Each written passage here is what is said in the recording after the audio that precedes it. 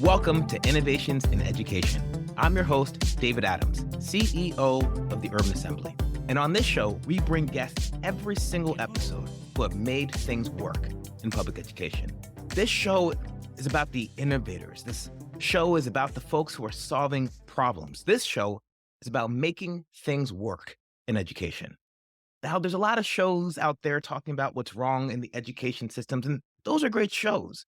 There's some shows talking about what we're not doing well, and there's a lot to learn from those, but that's not this show.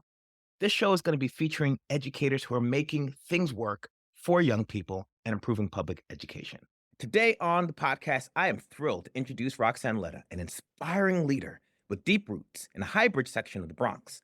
A true creative force, Roxanne's upbringing in this vibrant borough helped shape her passion for the arts, STEM, and a relentless drive to new heights, not just for herself, but for her community.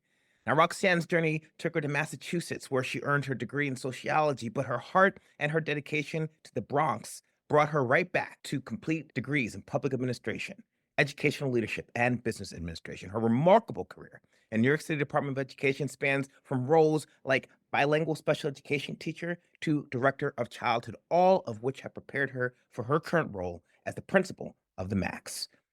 Through her work, Roxanne embodies a commitment to innovation, equity, and community care, and she ensures that every student at the Max is provided with the opportunities and support they need to succeed. Roxanne, your vision is driven by the belief that education is not just about individual achievement, but about uplifting all voices and building stronger communities. Please join me in welcoming Roxanne. And Roxanne, welcome to the show.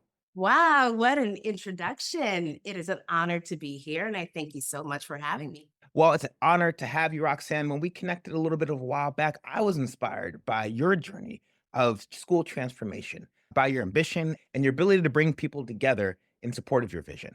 So let me get a little bit about yourself, Roxanne. Tell us a little bit about who you are, where you came from, and how you got into the business of improving public education. All right. Well, I am a native Bronxite. So I was born and raised in the Bronx, specifically in the High Bridge area. I always believed that education was a great equalizer. So I was always someone that absolutely enjoyed reading and strived to always get the best grades. Favorite books growing up? Oh my gosh, it was like Bronte, anything by Bronte. I absolutely love classical English literature. So wait, I'm picturing you, this girl in the Bronx, walking around with your Bronte. Everybody's like, that's my Yes, girl. Yes, I want to be with her. yes. Yeah. I absolutely had an amazing time just transporting into these worlds that were so very different from mine. And that is how I used my love of reading. It was to teleport into these worlds, utilizing my imagination to understand that the world is so much bigger than what the Bronx was. At that point in time, I was raised in the 80s in the Bronx. We saw a lot of difficulties at that point in time. And I absolutely understood that I wanted my neighborhood to be what I would envision it to be, which was a community in which we can all strive, we can all excel, and we should all be uplifting each other. Mm. So that love of learning for me developed into the ability to earn a full academic scholarship to Wow. Bradford University, in which I went to. I went all the way to Waltham, Massachusetts. Now, this little Dominican girl from High Bridge ended up Okay. leaving New York for the very first time and went up, well, northeast, and ended up right outside of Boston.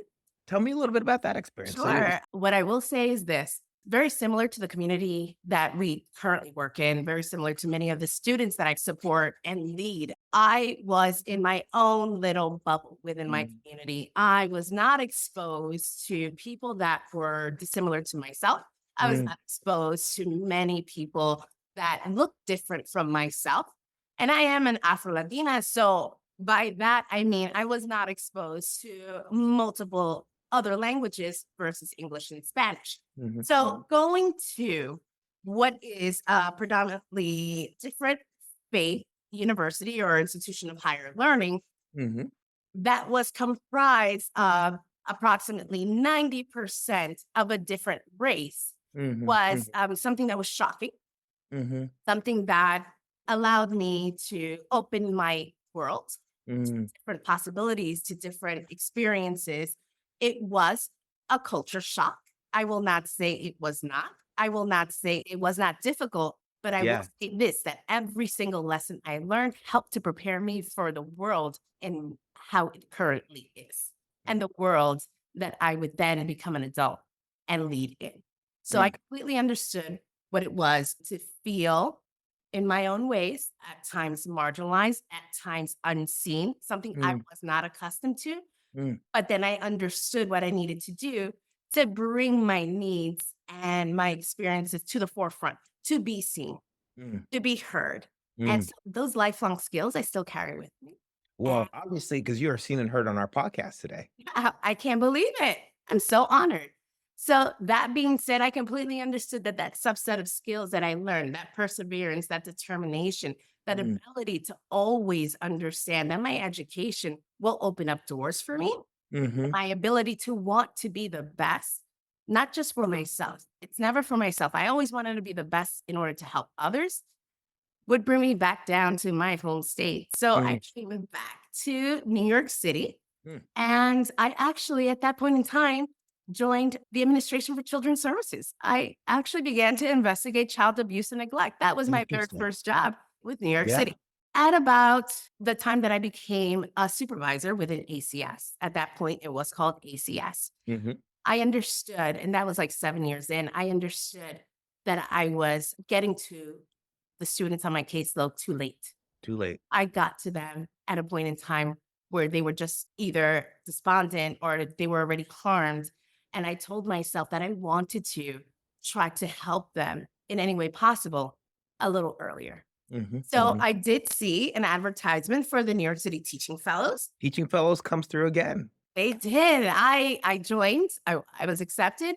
And at that point in time, the need was for special education teachers. Of course. Yeah. And so I joined New York City Teaching Fellows, earned my Trans B certification so I can begin to teach immediately as I was completing my coursework and earning my master's in special education, urban education, I believe that's what it was called. Mm. And so I became a bilingual middle school special education self contained teacher. All the things. All of the subgroups you can imagine. That Yeah. is what I did my very first year of teaching.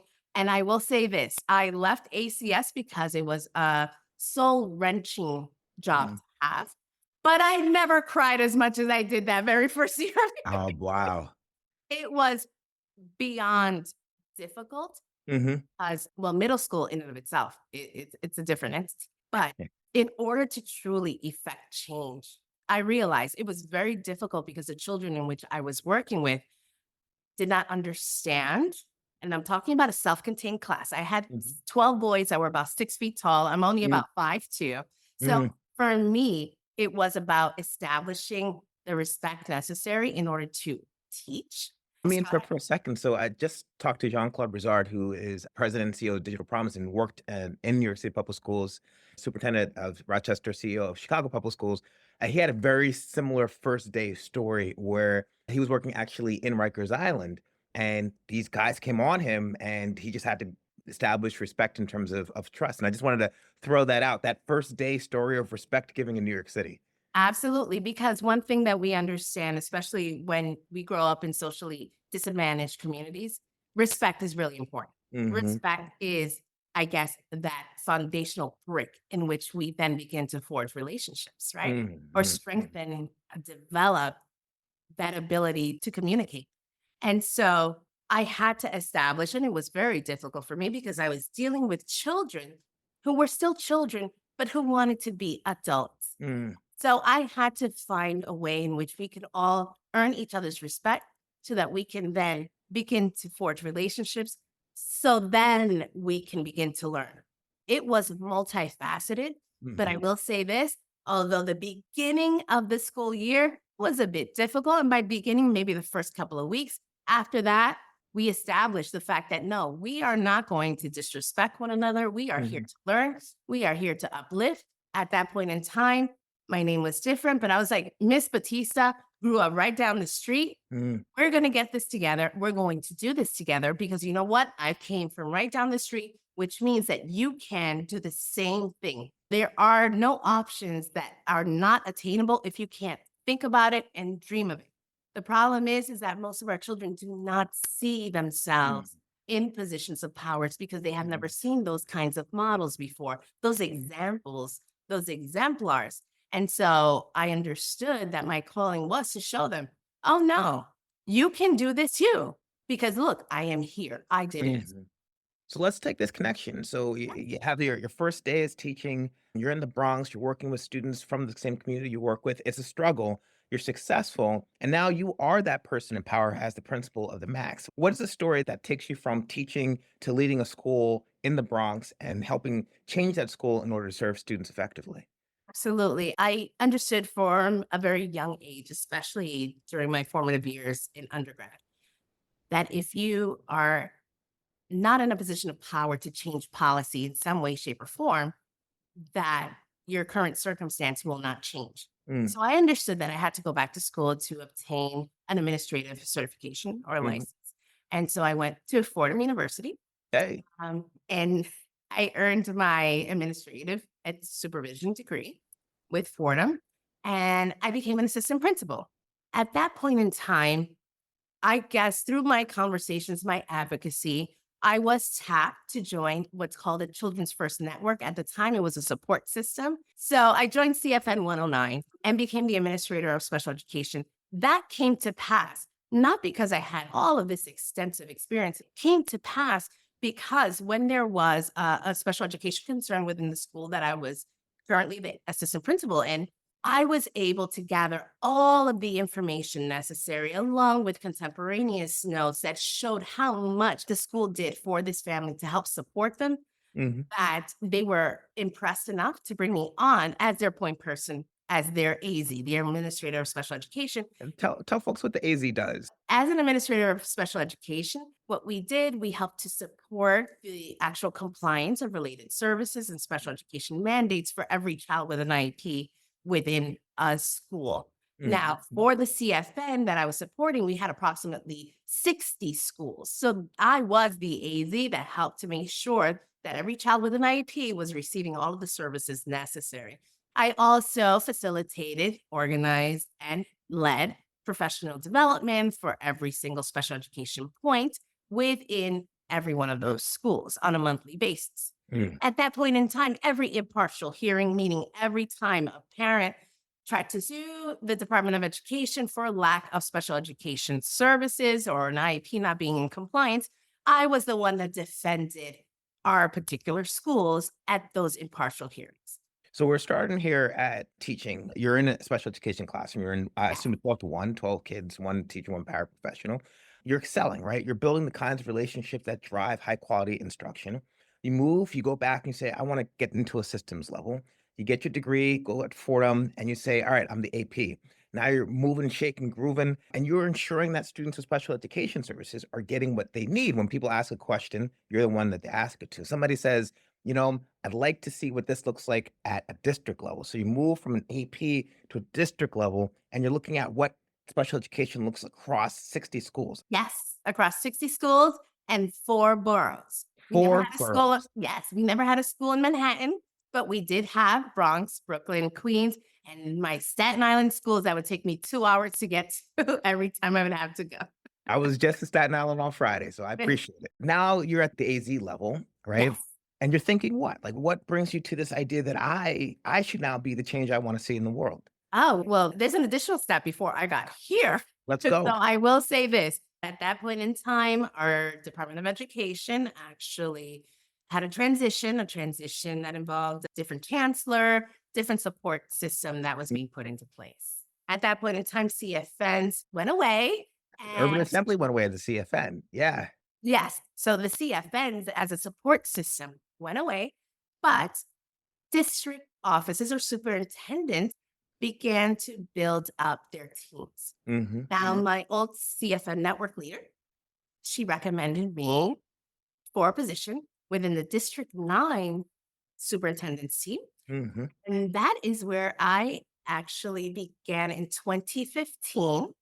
I was the director of early childhood for District 9, and that encompasses approximately at that time 54 schools.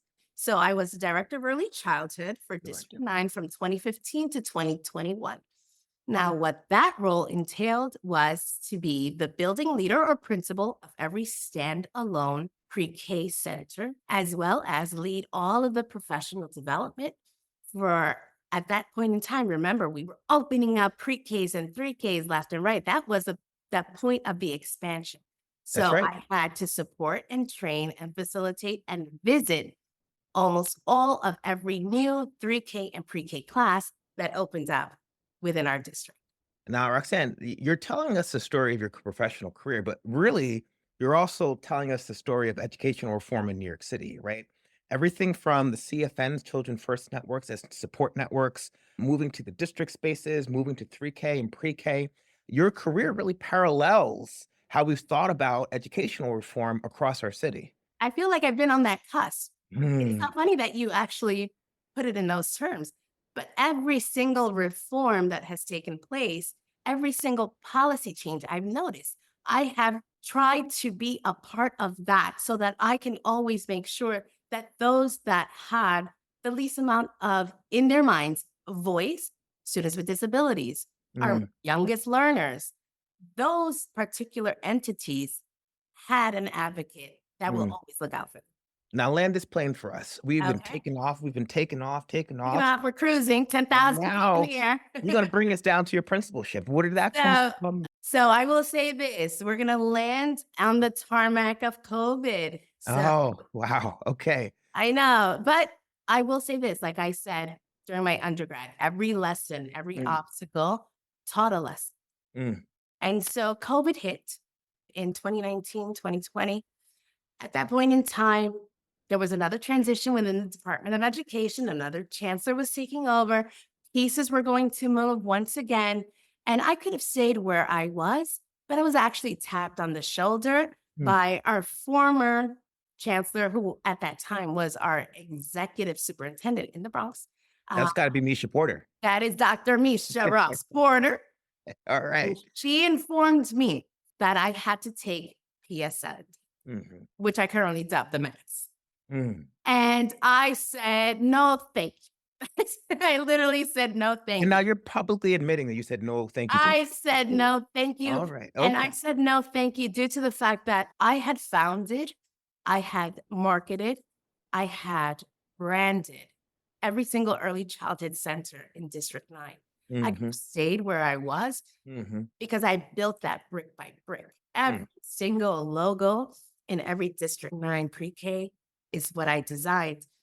And I did not know if I wanted to leave my baby, Mhm. the entity that I created, to move into a school that at that point in time was CSI, had a plethora of concerns. Remind me what CSI is? Oh, it is comprehensive support. It is a designation by the state stating that the school at that time was one of the lowest in the state. I think it's lowest 10%. Mhm. So it was actually the only District 9 CSI school, Okay. the only one. And I said, "Why, Nisha? Why? I don't want to." But Yeah. I thought about it and she called me back and she said, "You're going to take the school." I said, "Yes, I'm going to take the school." I've never shied away from a difficult situation. Mm. I've always been the one to want to do what's right for those that feel disempowered. So I was like, fine, I will go ahead and I will give it my all.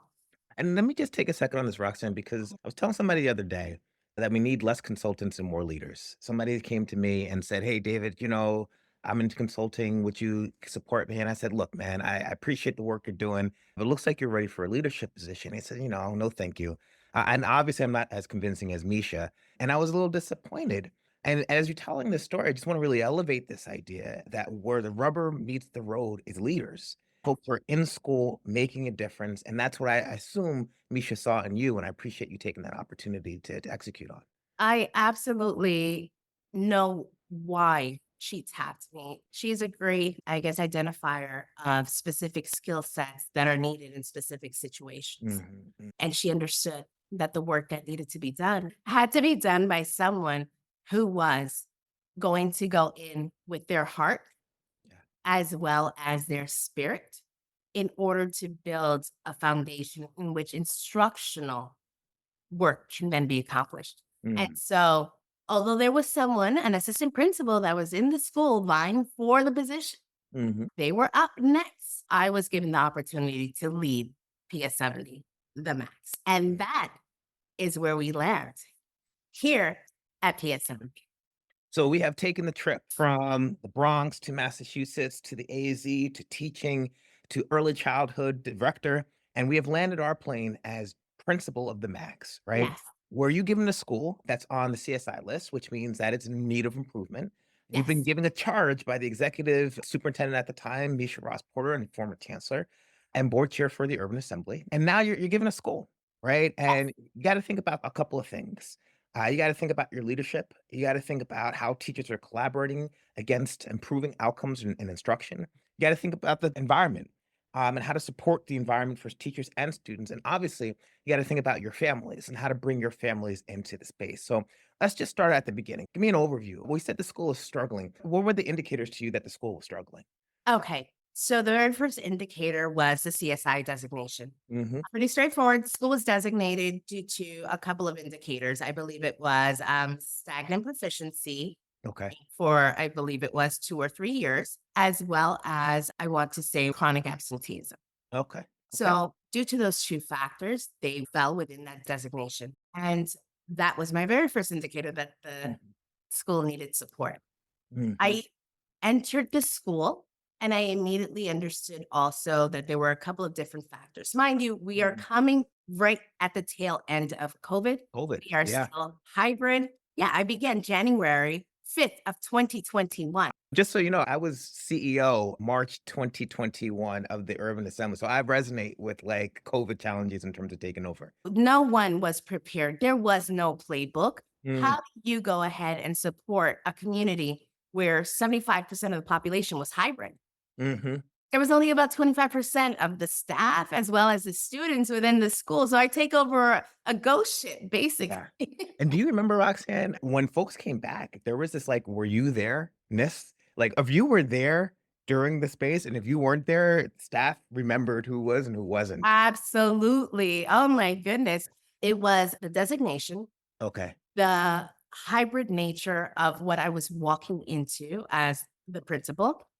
It was extremely somber, Mm, yet disconnected climate culture. mhm, mhm, It was a lack of instructional norming.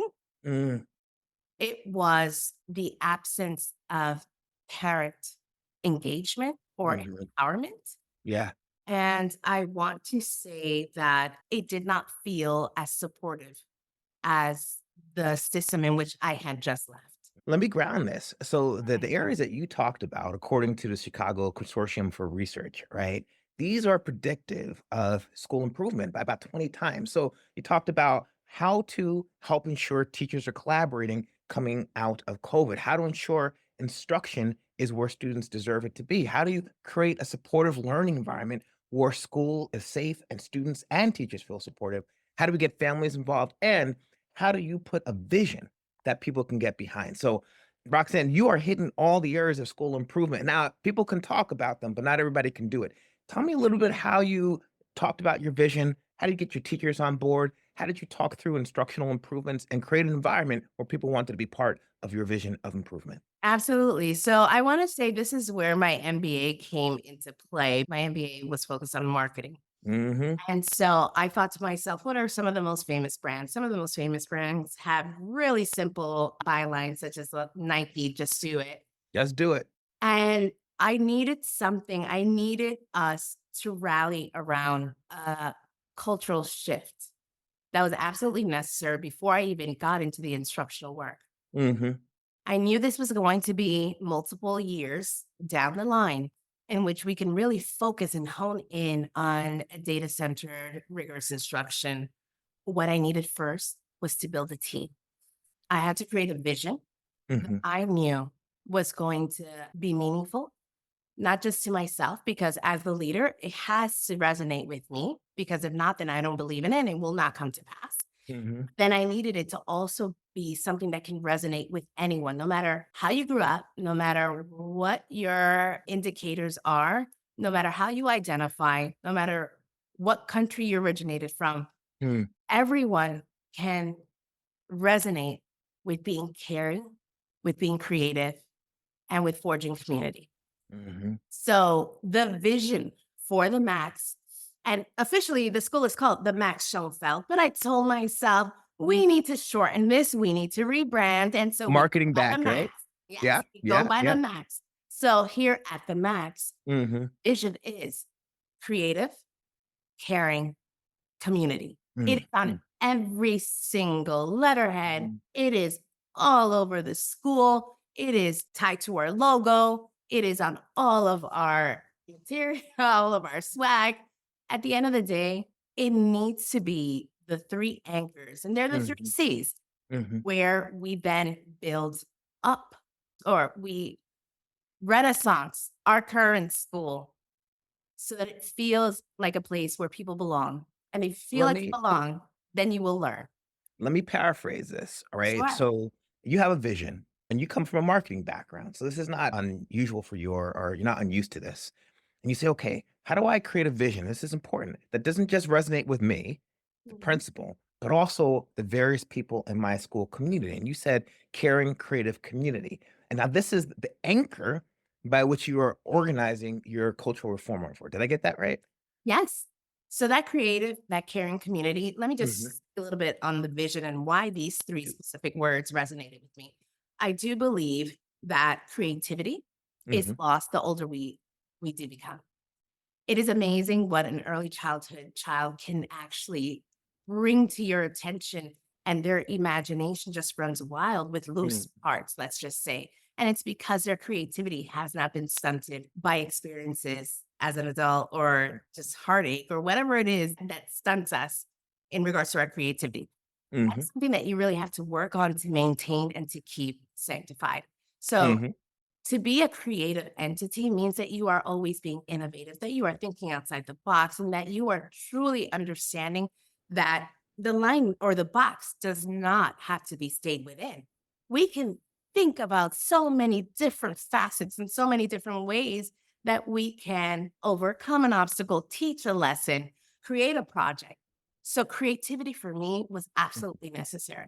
Caring. I cannot underestimate, or actually not emphasize enough, how caring is something that is disregarded, or to be a caring person is Mm-hmm. disregarded in powerful spaces. And by Mm-hmm. powerful spaces, I mean like in policy. If people cared more about their fellow human beings, we wouldn't have as much violence, and we wouldn't have as much negativity in our airspaces. And for me, being caring is a cornerstone, it's a foundational stone upon which you build anything. You have to not think about yourself. This is narcissistic work. Mm-hmm. Education cannot be about the self. Education is about others. It's Mm-hmm. about building the next generation of your society. So you have to care about that, deeply care about that. So that is why caring is there. And when you care and people feel like they belong, then you build community. And it's only Mm-hmm. when you forge a community can you enact change.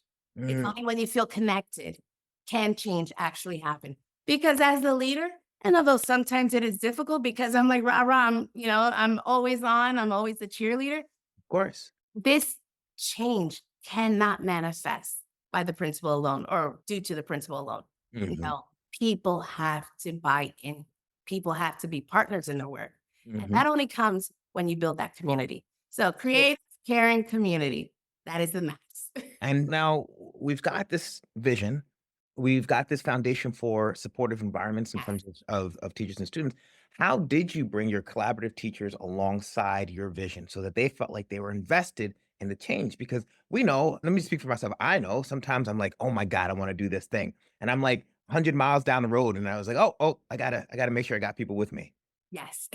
And so, like any change in mindset, especially for those of us that do live in that growth mindset, we Hmm. can go 100 miles a minute. But what we do need to understand is there are multiple learning modalities that exist outside of who we are. And so I had to plan accordingly. So, first of all, it was making sure we rallied around the same vision. Yeah. Then it was bringing constituents to the table to inquire with them as to how these would manifest within their wheelhouses, let's just say.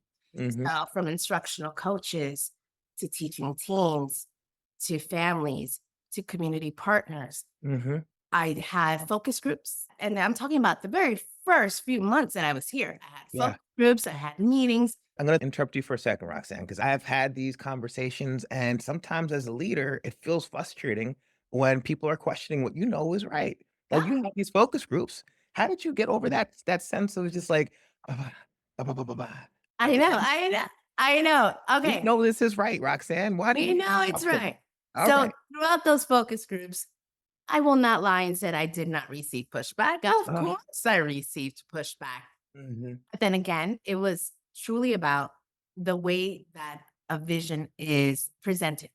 It's mhm, a way of ensuring that they can see the end goal. And it's kind of mm. like universal UDL.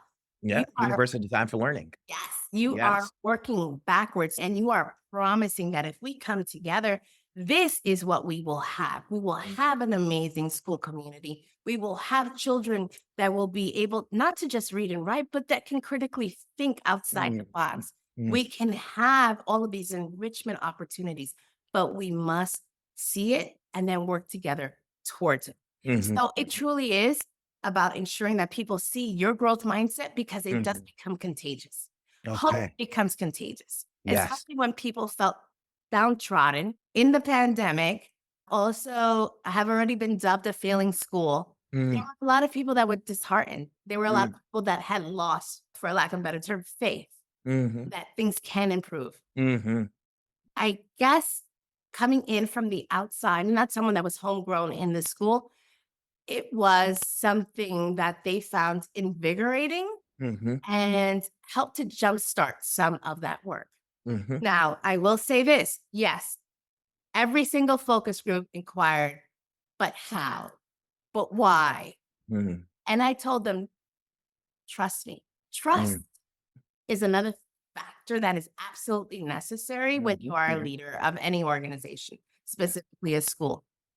Building trust does take time, but I think that at that point in time, they respected the vision enough and respected me as someone that they just met, but Mhm, understood the journey, understood my journey.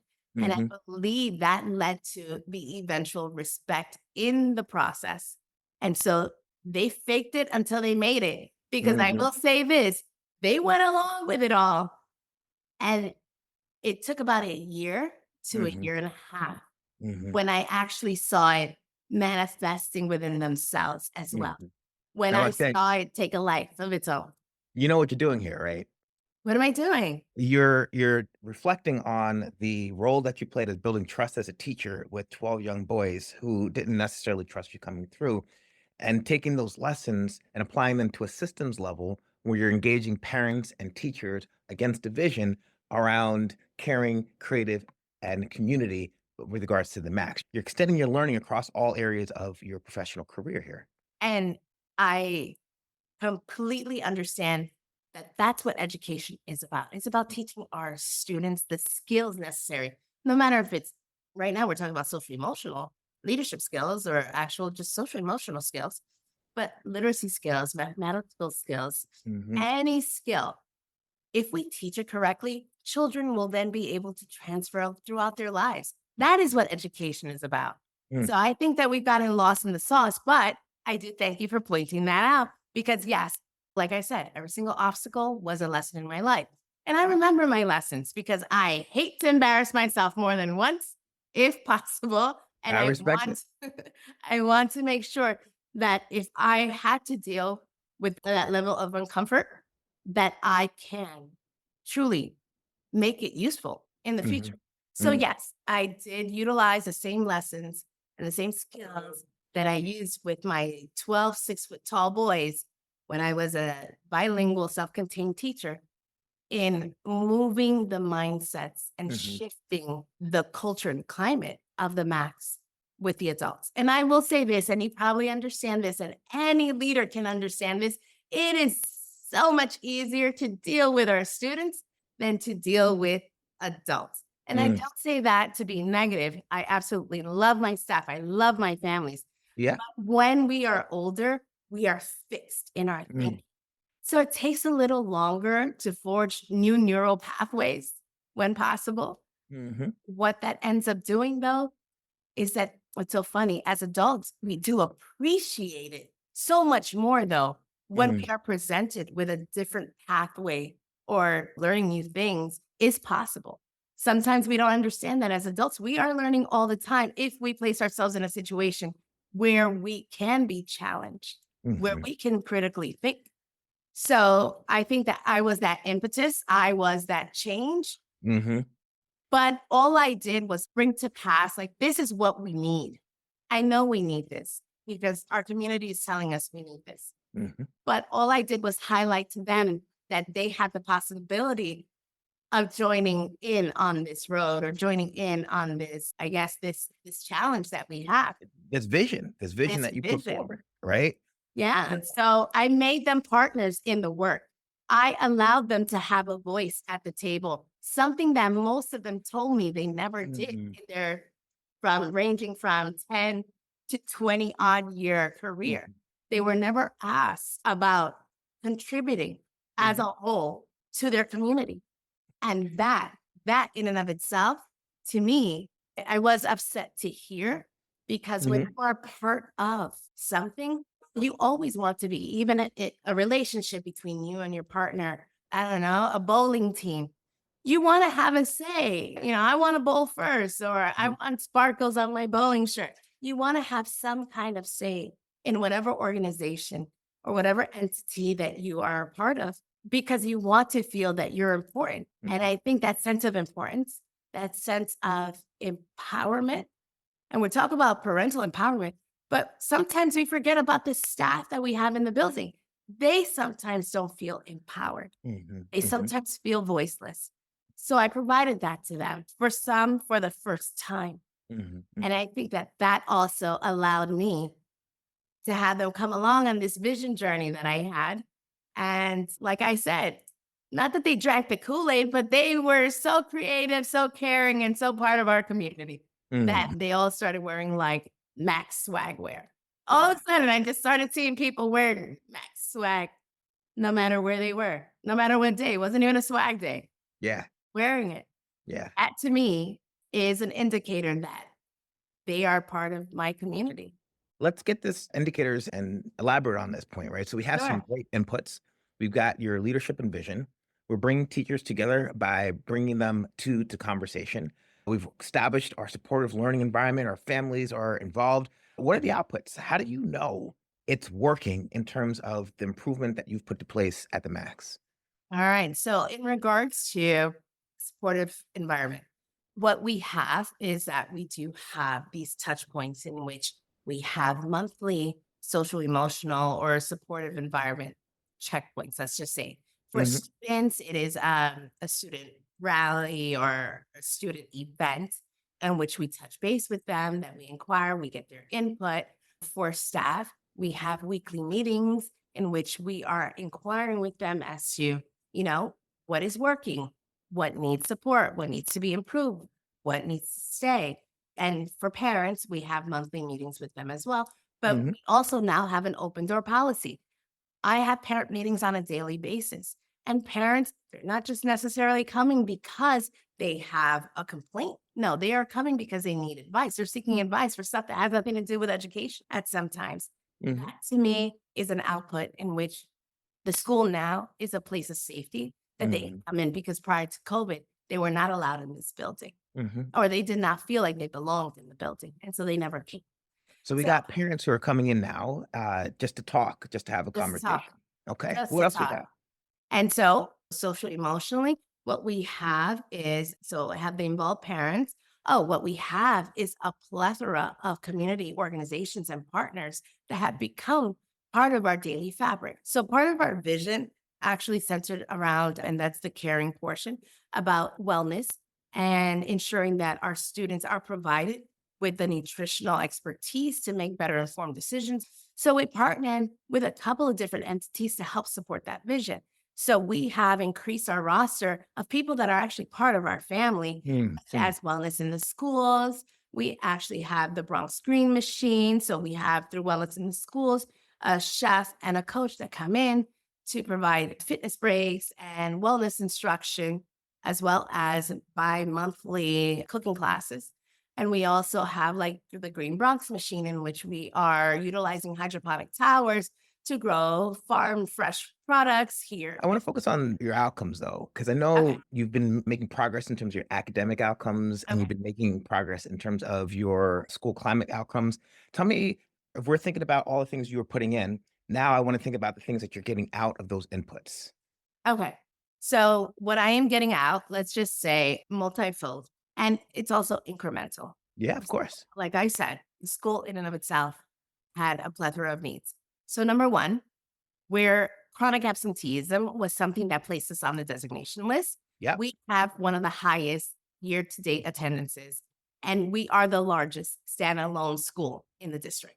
Amazing. So that is an amazing output, which means that children want to come to school. Yeah. Mind you, we are the largest school and we have one of the highest attendance rates. Amazing. So that is a specific output. Yeah.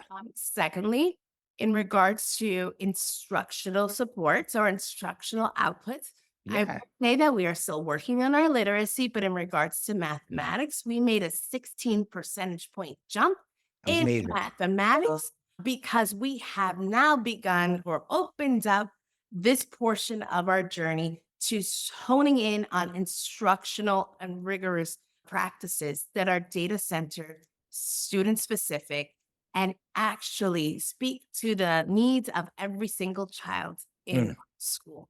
So we got chronic absenteeism dropping, Now, mathematical performance increasing. yes.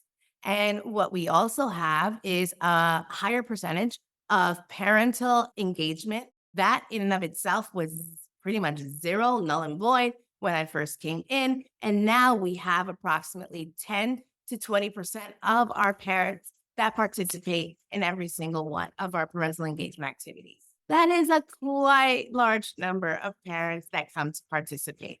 When we have, let's just say, a cultural night, a cultural event, some kind of experience, we can definitely have about 400 family members in our building at any given time. Now, remind me about this CSI designation. Is that something that you guys are still struggling? And thank you so much for reminding me. This is actually like a feather in my hat. We are no longer CSI Amazing. designated. We Amazing. have come off of that designation list since I have been the principal here at the Max. We came off of that list last February and Congrats. was something that our population, our staff, our teachers thought would be an impossibility. Yes. They Amazing. really had internalized that CSI acronym and thought that they were no more than that bottom 10% or bottom 5%. We are no longer CSI. We are what's considered good standing, and Mhm. what New York State has now determined LSI, which is just like limited support, but technically good standing. And Amazing. that is something that I hold extremely high on my list, but I forgot all about. Do you know why I forgot all about it? Because for me, the work is not done. I Yes, hear we're it. off the list, but I'm still working super hard to figure out how we can support our students' literacy practices because I need children that want and know how to read no matter what content is presented in front of them. But I do thank you for reminding me about Of course, Rox. So two things on this, because I can remind you, because sometimes as leaders, we get stay focused on what we need to improve and we forget things that we've put into place that have made an impact. So I will not forget that. And I hope we can do that for other people too. Now, we have a couple more minutes. I want to Yes. go through a couple things. One is next steps. What are your next steps for the Max? And then we're going to talk a little bit about who you want to be moving forward as a leader. So next steps for the Max, Roxanne. Next step for the Max. I am a leader who understands that effective change takes time. It's just like learning a language. It takes 3 to 5 years. And if you're learning an academic content, it takes 5 to 7 years. Mhm. So I am here for the long haul, at least until I see that this particular school is where it needs to be and is sustainable. So Mm. we will continue to focus on our instructional, data driven, student specific instructional practices and expertise in that. So, through professional development and making sure that our children are part of their data, we will continue to help support not only continuous increases in our mathematics, but an actual skyrocketing of our literacy practices. Mm. because that in and of itself, literacy is the great equalizer. I said that in the beginning, and I'm going to end with that point right now. Our children need to be able to sustain themselves through literacy. So, instructionally, we will continue on with that work. In regards to social emotionally, we will continue to norm best practices in which people feel like they have a voice. And now we have opened that up to the students, in which we have created a vertically aligned social emotional wellness team. We call it Maxwell, the Maxwell group. And it is about them being able to help in recognizing their own social emotional needs. So through that, we are also making sure that we are establishing a buddy system. Mhm. Those children will have a voice, and then they will utilize their voice to help support those that they do not believe have a voice. So it's like paying it forward. Mm. So we are ensuring that those social emotional skills are learned and then that they are taught, because Mm. that is true mastery. If you can teach it, then you've mastered it. And in regards to our community, our family ties, our community partners, we will continue to strengthen around that vision that we have, creative, caring community, and that every single entity that comes into our building understands that if you are working with us, you are part of our family, you are part of our community, and you are working to this one specific goal. Because what I would love for the Max to become is a blue ribbon school. And I know that will take a few more years, but at the end of the day, if that is the goal, there is nothing unattainable. We just have to work together, and we have to make sure that we're always being creative. We're Mm. always caring about our community. I'm so excited to have talked to you today. We Thank started the you. conversation with your story of how you got into education, moving from ACS to becoming a teacher and the teaching fellows. We talked about how your growth as a leader kind of paralleled New York City's instructional reforms and school reform processes. We landed on your school improvement vision, how you had ambitious instruction, how you put out your vision, how you brought your collaborative teachers together to align around what you care about, how you provided that supportive environment and voice and brought families into the space. And then lastly, we talked about your outcomes and your improvement, your vision for the Max 3.0 in terms of the future. I'm so excited to have you on the show today. And I hope our listeners can feel the inspiration, the passion that you bring to bear when you think about improving public education. I thank you so very much for having me. Thanks for listening to our latest episode of Innovations in Education, where we bring education leaders who have made things work in the education sector. If you like this episode, please subscribe so that you can hear more great content around innovations in education. I've been your host, David Adams, and have a great day.